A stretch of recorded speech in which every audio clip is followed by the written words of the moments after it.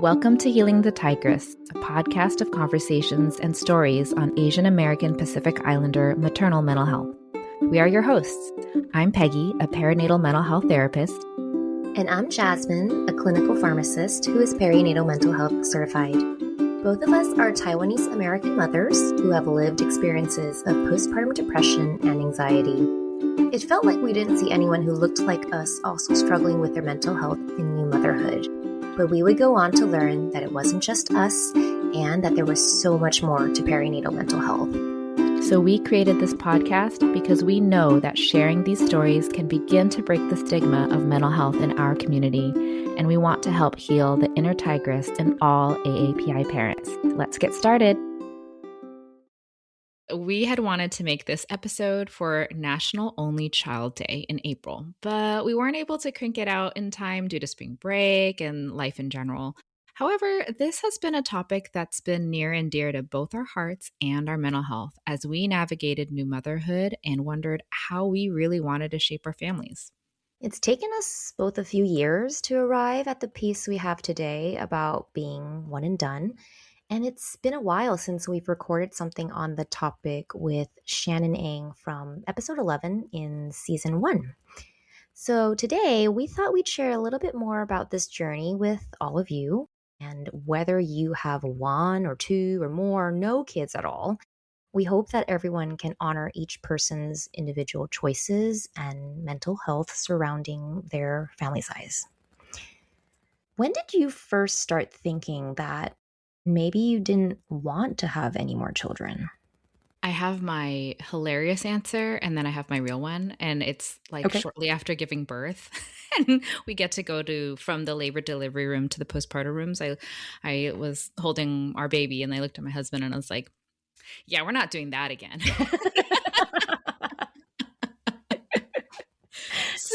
I think a lot of people think that right after delivery, actually. Yeah.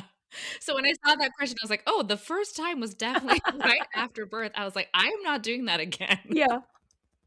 Completely relatable. Yeah. And I had a pretty positive birth experience, but I think I was just like, what did I just do with my body? I've never done that before. That was wild. But I think that it was pretty early on.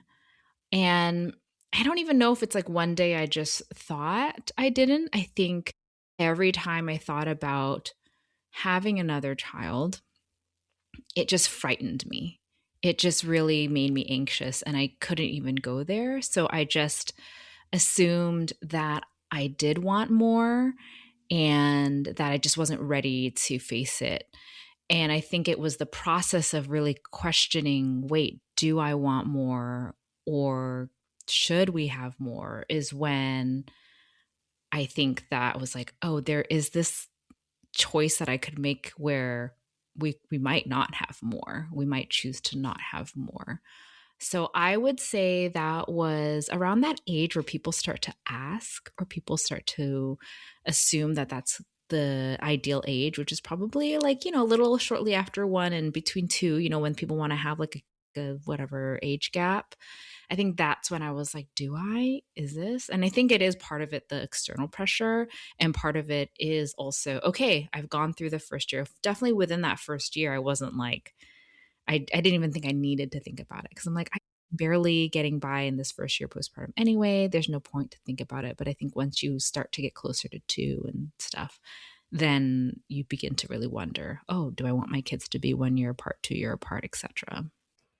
Did you go into motherhood already having a set expectation of, I want 3? Yeah.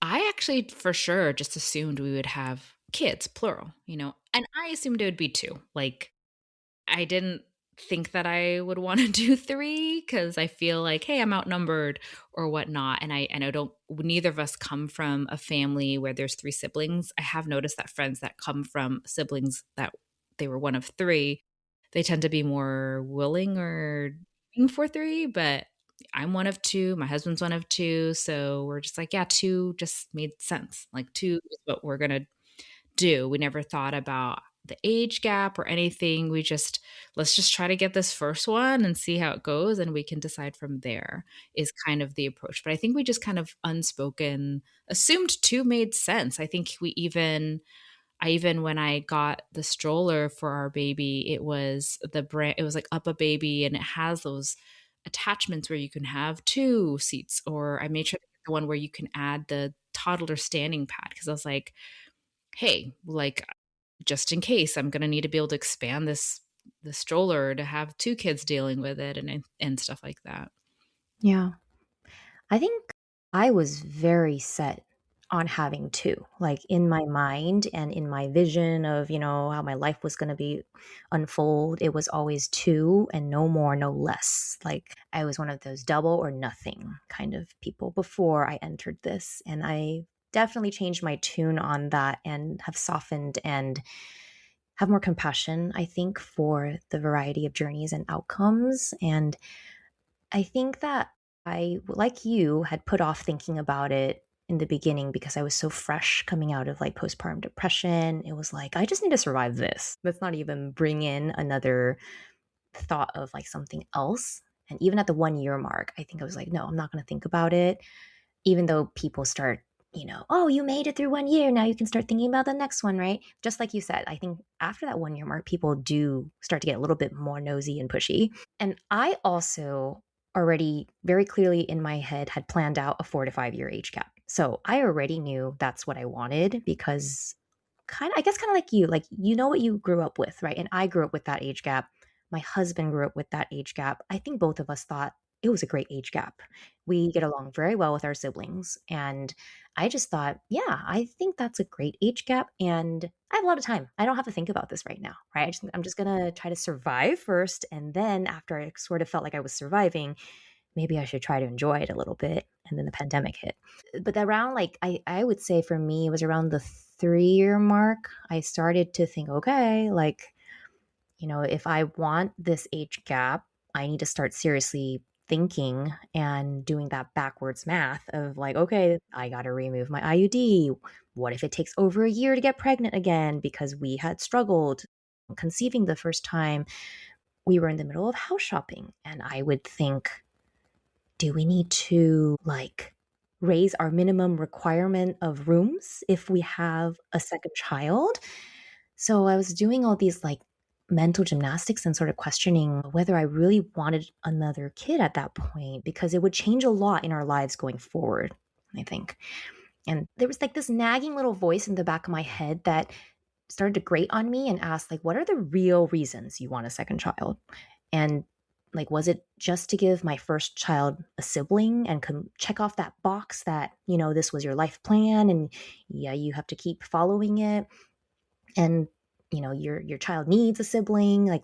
I got to a point where it's is that truly a good enough reason? Did I actually want a child, or was I just doing this purely out of I have to do this for my child? Does my child even want one? At that point, she didn't. And then so as I got closer to 4 years, I think I just kept turning over every stone. I got a therapist just to work on this with me because, and I sought out a PMHC therapist. And then I think that's when it started really hitting me that maybe actually I didn't want more.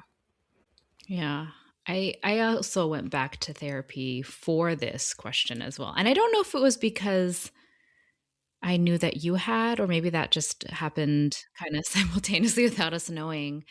But I remember I had taken a huge break from therapy after postpartum for whatever reason, feeling like, okay, I think I got the wind beneath my sails or whatever.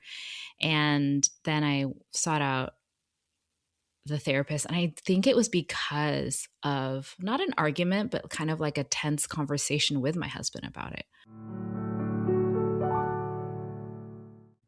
In the rest of this episode, we both talk about the moments when we finally realized we were content and at peace with being one and done, how long that took, and the barriers we overcame to arrive at that place.